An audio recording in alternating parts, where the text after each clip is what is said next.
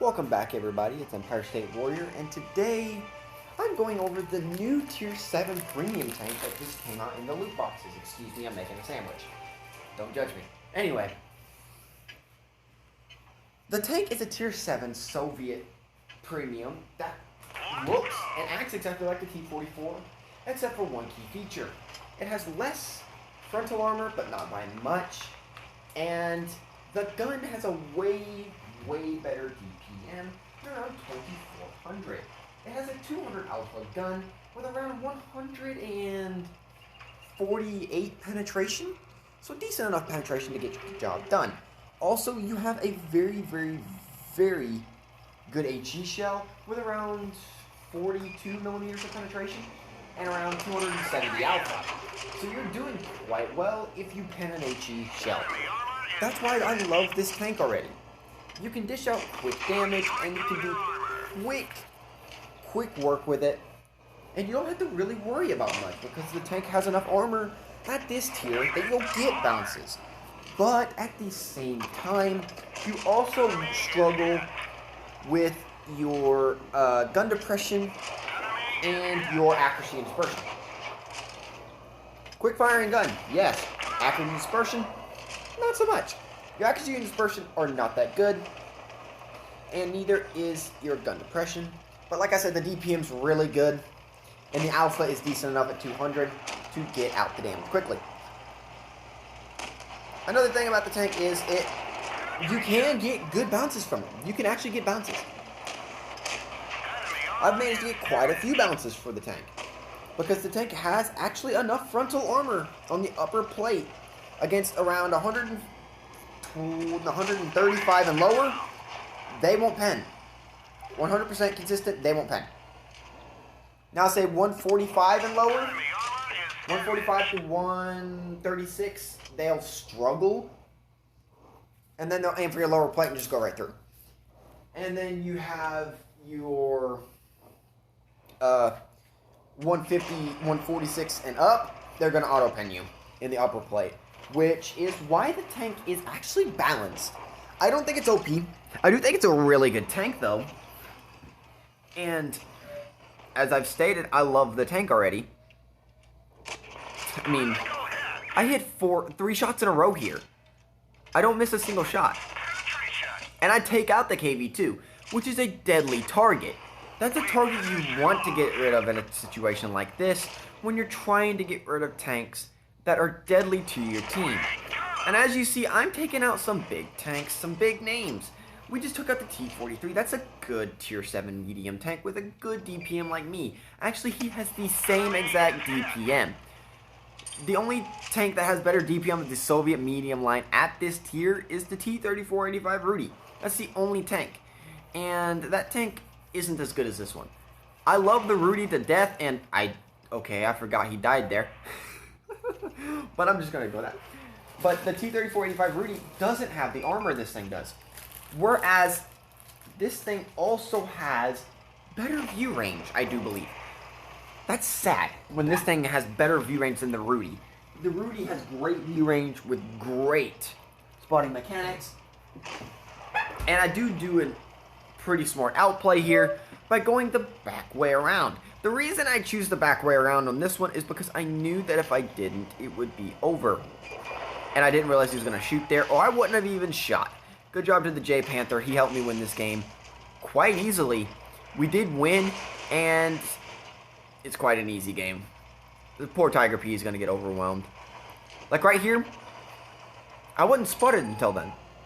Like I didn't even realize that either. And I thought I had gun depression, and then I realized, wait a minute, there's a dip here. So I went to the dip and just started pegging him over and over and over. Because I knew the gun depression wasn't the greatest. As I've said, it's got around 6 degrees. So not the best, but you'll definitely have good enough gun depression to do stuff with it.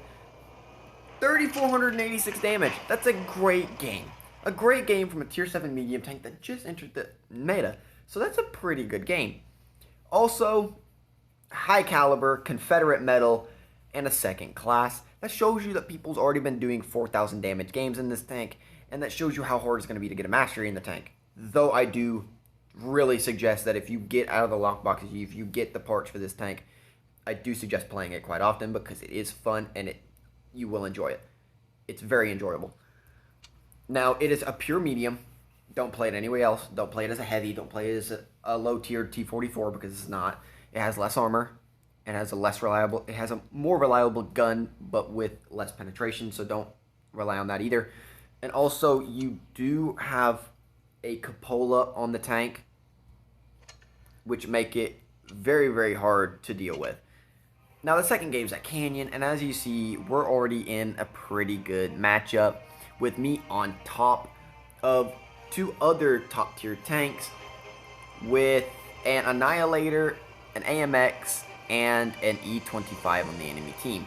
Now, the Annihilator is not that good of a player. He does make a smart play on me pretty early in the game, but after that, I completely annihilate their team.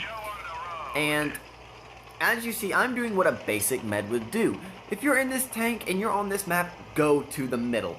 It can hold because it's got good enough turret armor.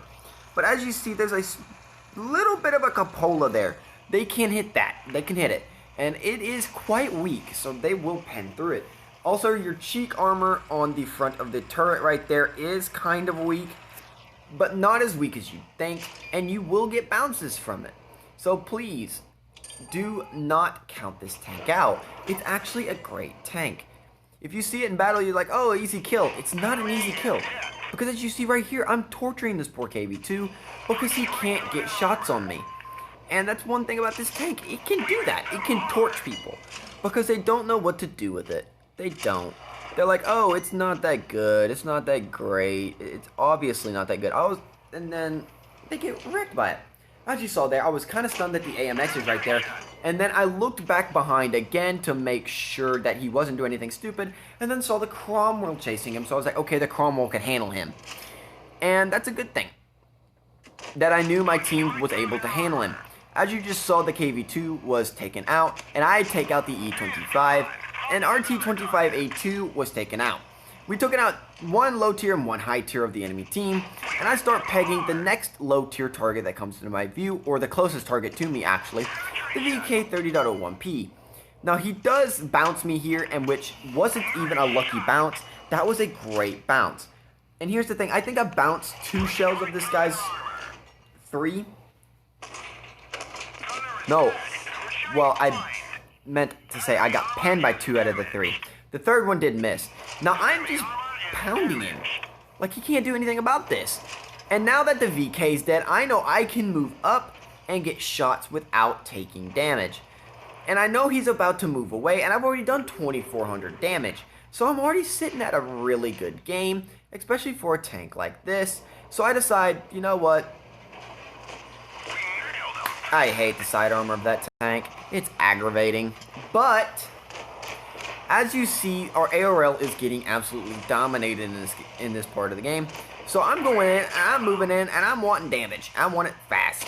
And as you see, I get 2 shells out before this guy can even move. That's 2,800 damage. 2,800 damage. This tank is fantastic. I love it. I highly suggest it. I really, really think that people should see it like I do as a very good tank. Now I'm going to go over the statistics of the tank. Excuse me, I just played my Kenai and aced it. Thank you very much. Anyway, as I said, the gun's pretty good. Your HP is low. You only have 1,100, which isn't very good. Your whole armor at 75 millimeters is actually a lot better than you think. At the angle that it's at, it will actually bounce up to 145 millimeters of penetration, as I have said. Now your rear is flat at 45 millimeters, and they will go right through with HE, so don't expect to bounce there. Do not. Your turret, like I said, is extremely good. Your sides is at 90, and the front is at 120, and it is curved on the front. At the sides, you're going to get penned, and at the back, it's a 100% chance of penning. Your view range, like I said, is very good at 264 meters of view range. That's very good. Your concealment rating's pretty good at 30. That's a Hellcat sitting in a bush firing. That is ridiculous. That's pretty good. As I said, DPM's actually better than I thought at 2,600. So that's pretty good. The reload time is truthfully 4.63, which isn't far off what I said. And the penetration was right on where I said at 148. It's at 147 though. And the APCR, don't worry, if you go up against tier 8s, the APCR will handle it. You can get up to 210 millimeters penetration and 43 millimeters of HE. I think I said 48. No, I said 42. No, it's 43 millimeters of HE penetration, so that's one more. And the damage per shot on the HE is actually better than I thought at 300. So that's very, very good. The aim time is mediocre, and the dispersion at 0.34 is mediocre as well. Now, as I said, your gun depression at 6 degrees isn't that good, but your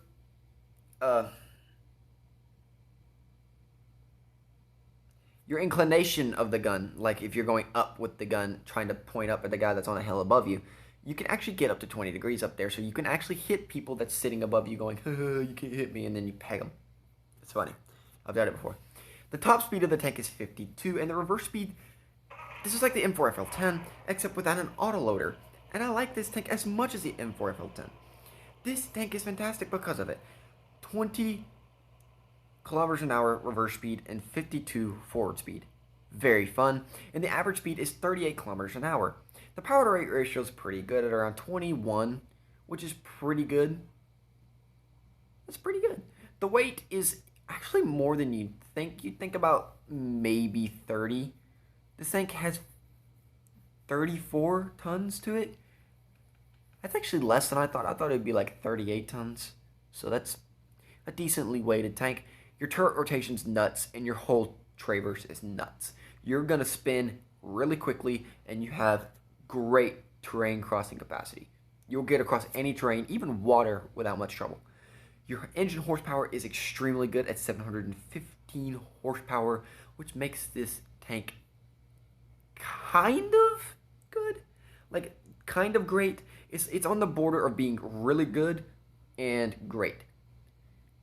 It's not broken, and it's not underpowered. It's like a little bit above perfect. It's a little bit above perfect. So it's a fantastic tank in my opinion. I highly suggest it. If any of you have a question about the tank, please don't be shy enough to not say anything in the comment section. Say something and I will answer it. I will try to answer it to the best of my abilities. Anyways, this is Empire State Warrior. Like, subscribe, leave a comment down below. If y'all have any questions about anything or want a tank review over something, don't be afraid to ask. And also, I will probably be doing a review over the AMX M445 sometime pretty soon because I have just added it to my garage. And I will be trying to look at this because this is a tier 7 that is actually extremely underrated in my opinion. Anyways, I'll talk to y'all later, guys.